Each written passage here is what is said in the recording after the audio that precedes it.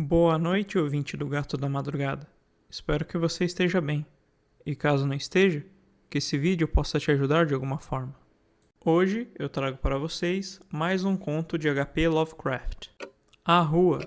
Há quem diga que as coisas e os lugares têm alma, e há quem diga que não. Não me atrevo a dar meu próprio parecer a respeito. Apenas falarei da rua.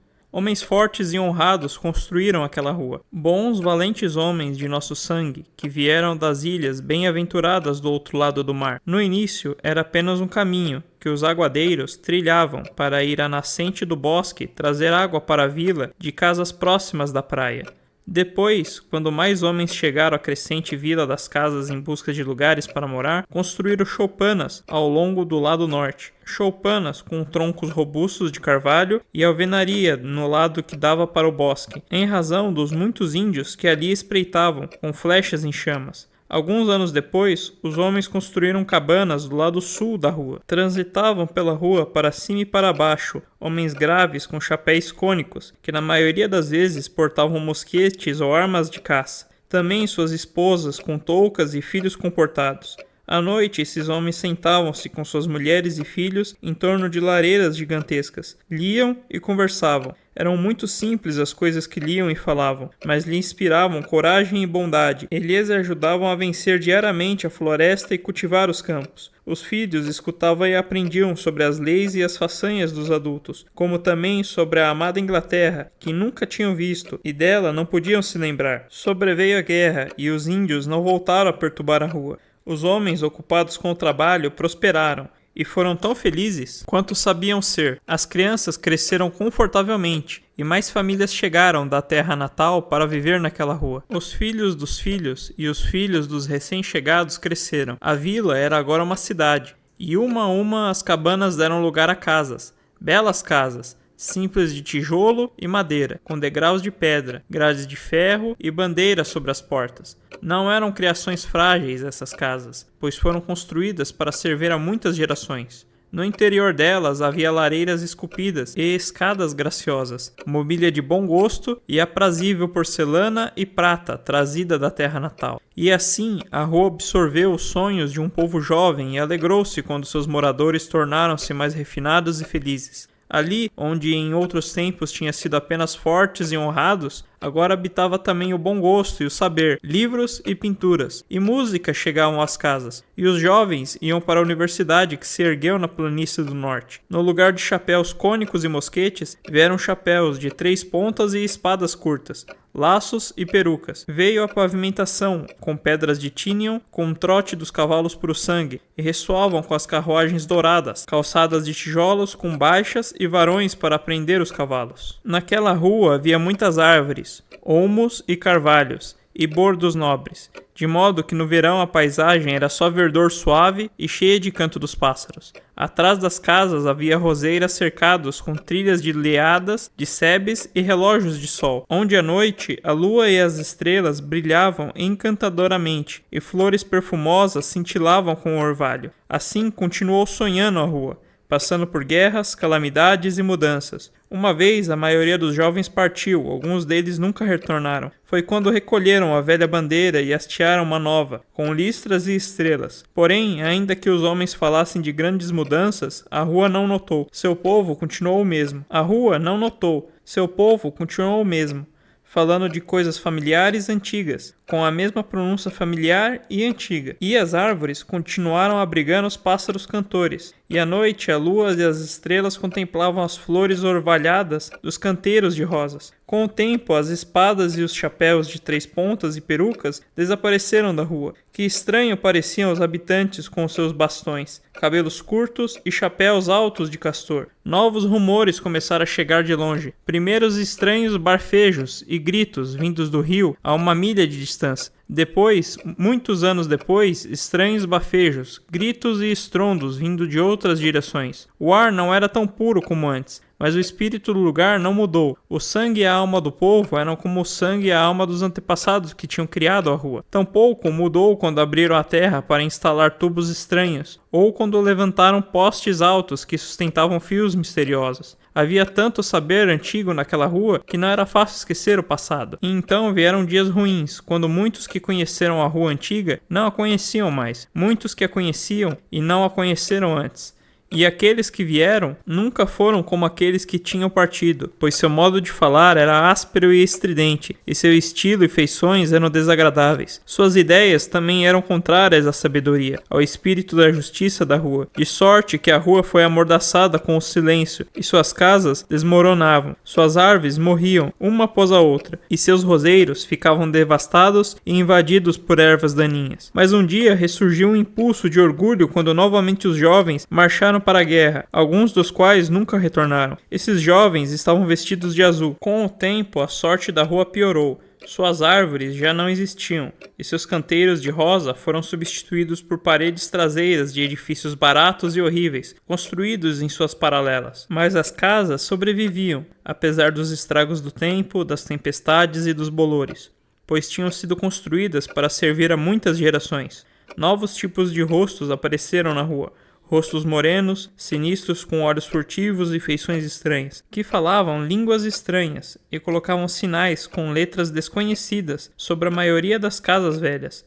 Carroças empinhavam-se nas sarjetas. Um fedor sórdido, indefinível, dominava o lugar, e o antigo espírito adormeceu. Uma vez a rua foi tomada de grande agitação. A guerra e a revolução irromperam do outro lado dos mares. Uma dinastia tinha caído, e seus súditos degenerados ocorreram em bandos com um objetivo incerto nas direções da terra ocidental. Muitos deles se alojaram nas casas desgastadas, que uma vez tinham conhecido o canto dos pássaros e o perfume das rosas. Então a terra do oeste despertou e se juntou à terra natal em seu esforço titânico pela civilização. Sobre as cidades, mais uma vez, flamulou a velha bandeira, acompanhada pela nova bandeira, e por uma bandeira tricolor, mais singela, porém gloriosa. Contudo, não tremularam muitas bandeiras na rua, pois ali só reinavam o medo e o ódio e a ignorância. Outra vez os jovens marcharam, mas não como fizeram os jovens de outros tempos. Algo faltava. Os descendentes daqueles jovens de outros tempos, que marcharam com a farda verde-oliva, verdadeiramente investidos no genuíno espírito de seus antepassados, vieram de lugares distantes e não conheciam a rua e seu espírito ancestral. Para lá dos mares houve uma grande vitória, e em triunfo a maioria dos jovens retornou.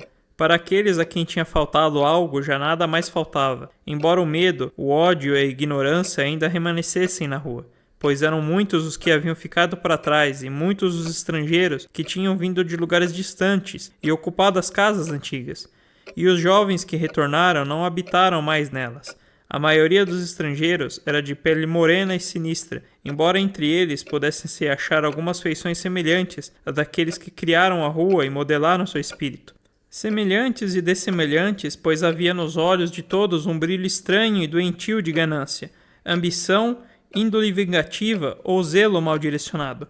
A agitação e traição expandiram-se entre alguns malvados que tratavam de aplicar o golpe mortal da terra do oeste para, sob sua ruína, apoderar-se de seu governo, como haviam feito os assassinos naquele país desventurado, e o frio de onde muitos deles vieram. E o centro daquela conspiração estava na rua, cujas casas decadentes fervilhavam de fomentadores de discórdia e ribombavam com os planos e discursos daqueles que ensinavam a chegada do dia designado para a sangria, o incêndio e o crime. A lei dissertou muito sobre as muitas reuniões estranhas na rua, mas pouco pôde provar. Com grande assiduidade, os homens de insígnias ocultas frequentavam e observavam lugares, como a padaria de Petrovich, a ordinária escola de Rifkin de economia moderna, o clube do círculo social e o café Liberdade.